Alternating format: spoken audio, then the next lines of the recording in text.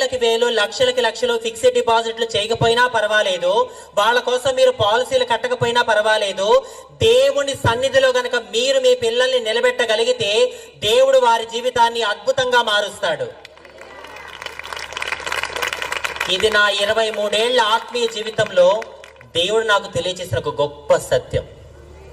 మీరు అడగొచ్చు, నీదొక ఆడా కాని మగా కాని జీవితం, ఈ రోజు ఇక్కడ నిలబెట్టి మాట్లాడుతున్నావు, ఇంత పెద్ద పెద్ద దైవజనుల పక్కన కూర్చొని మాట్లాడుతున్నావు, నీకు ఏమి అర్హత ఉందని దేవుడు ఇచ్చాడు నీకు ఈ స్థితి? నీ విలువేంటి? నీ అర్హత ఏంటి? నిజమేనండి, నాదొక స్త్రీ జీవితం కాదు, నాదొక పురుష జీవితం కాదు, నాకు అర్హత లేదు, నాకు విలువ లేదు. కానీ అర్హత లేని వారికి అర్హత ఇచ్చేవాడు, విలువ లేని వారికి విలువ ఇచ్చేవాడు ఎవరు? యేసయ్య కృప ఉంది మాత్రమే నేను ఇక్కడ నిలబడ్డానండి. ఈ రోజు ఇక్కడ నిలబడడానికి